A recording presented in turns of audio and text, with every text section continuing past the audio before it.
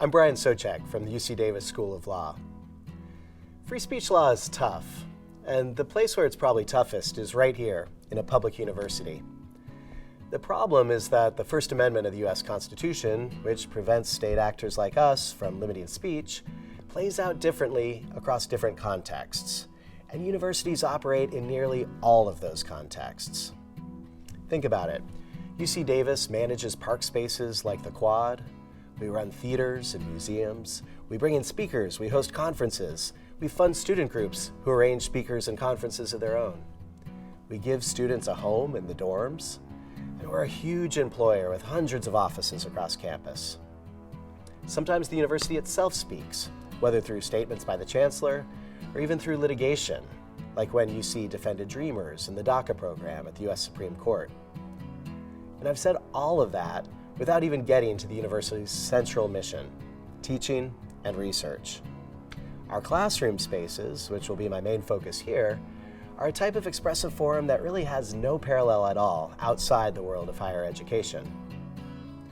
What makes free speech law so hard is that there's different rules for each of these different contexts. So let me talk about how the rules vary across some of the key spaces on campus. To simplify things just a bit, I'm going to focus on three, what I'll call the Quad, the bulletin board, and the classroom. The First Amendment is at its most robust in places like the Quad. Out here, the university can't discriminate based on the content of your speech. The university can only make rules about the time, place, or manner of speech. So the university can cap how loudly you're amplified, for example, or where you're allowed to set up a table. What it can't do is to limit speech because it's inaccurate, offensive, or even hateful. There's a really short list of content that can be regulated out here. Speakers can be sued for defamation or for violating copyright. They can be prosecuted for obscenity or for making threats against someone or for inciting violence. The university can stop harassment, especially when it targets particular people or creates a racially or sexually hostile educational environment. There's also an old First Amendment exception for fighting words, the kind of statement the average person's more likely to respond to with their fists than with counterspeech. But current U.S. law recognizes no First Amendment carve-out for what we might call hate speech.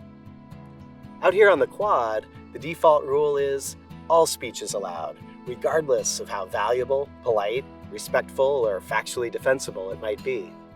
The only remedy for offensive speech is to speak back, or just to ignore it entirely. If I should add one other rule, out here on the Quad, nobody can make you speak.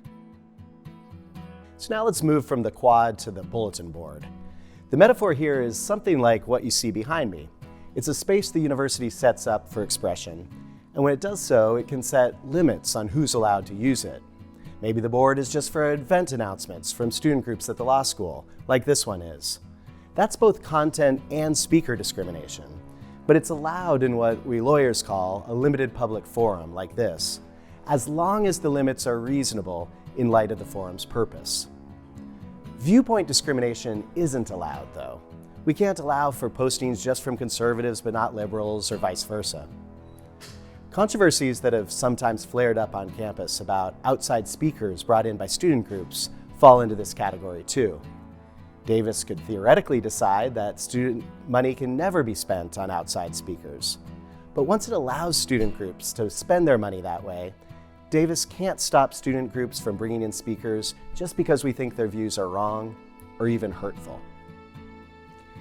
Now let's turn to classrooms, where the rules are totally different. Those general First Amendment principles from out on the Quad, no compelled speech, no discrimination based on content or viewpoint, no tone policing, or regulation based on offensiveness or even stupidity, none of those principles apply in the same way in the classroom. Here at the law school, I sometimes cold call my students. That's compelled speech. So is assigning a paper or giving a quiz. And if a student answers a question I didn't ask or writes a paper on a topic I didn't assign, they're going to get a lower grade. That's content discrimination. Unlike on the Quad, there is such a thing as a wrong idea in my classroom. And there are professional standards that my colleagues and I expect our students to maintain. I tell my students, for example, what I'd like them to call me and what kinds of arguments I welcome in class. Unlike on the quad, where claims can be unsubstantiated and speakers can even be rude, in the classroom I can insist that students back up their claims with facts. I can require them to offer reasoned arguments and to insist that others listen respectfully and respond with reasoned arguments of their own. What I don't have the right to do as a teacher is to tell people what to believe or to judge them for what they say outside of my class. I'm certainly not required to be neutral in class, but nor can I engage in political indoctrination. And my freedom to express my views and to judge those of my students as better or worse or right or wrong, that's bounded by the limits of my disciplinary expertise and the subject matter of my class. I'm not some free-range judge of truth. I'm someone who happens to have expertise in certain particular areas, just like everyone who teaches here at the University of California. What I'm describing in all this is the difference between general free speech principles on the one hand and academic freedom. And in the classroom, it's really these principles of academic freedom that do all the work. Academic freedom defines our rights in the classroom, and the distinctive thing about academic freedom as opposed to free speech rights generally is that academic freedom also describes people's responsibilities in the classroom. The Supreme Court has called academic freedom a special concern of the First Amendment, but most details about what it protects don't actually come from the courts. They come from policy statements and investigative reports from organizations like the American Association of University Professors. They come from contractual rights of faculty and student handbooks. And here at the University of California, they come from the Academic Personnel Manual, or the APM, which in 4 different policies describes the academic freedom of faculty, the freedom of scholarly inquiry enjoyed by students, the duties of professional care expected of faculty, and in the newest section, the academic freedom of non-faculty academic appointees, lecturers, librarians, and many others, whose rights and responsibilities in the classroom are now recognized to be just the same as that of faculty members.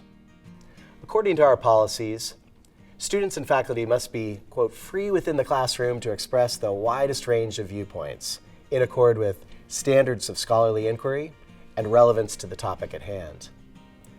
These standards are to be judged by our peers, by the experts within our disciplines, not by administrators or regents or donors or the legislature.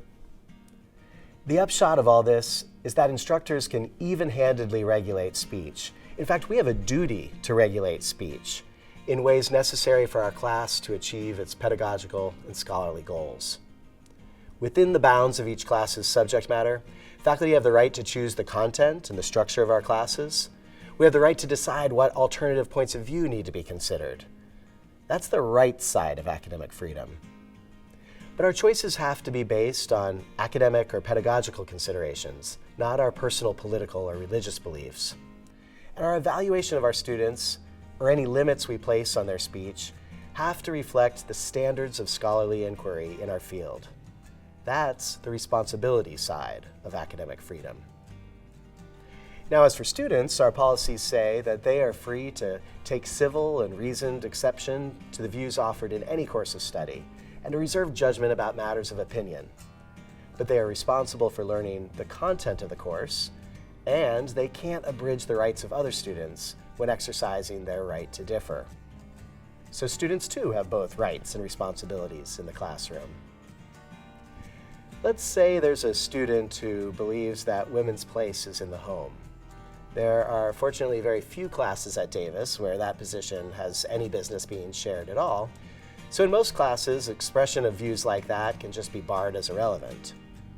Where it is relevant to a given class, that view should be subjected to the exact same requirements of argumentative rigor, factual support, and respectful discussion as any other position.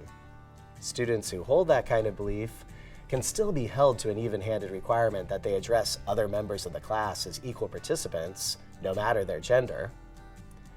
I think what's important here is to distinguish speech that attacks someone's equal standing to be heard in class from speech that attacks or challenges a class member's beliefs, uncomfortable as both may end up being. Let me make this a bit more concrete. Imagine a class on migration that has both undocumented students and students who favor greater restrictions on immigration and citizenship. Now, the restrictionists might argue in class that the DACA program was unconstitutional or that undocumented people should be removed from the country. This might be incredibly hard for the dreamers in class to hear.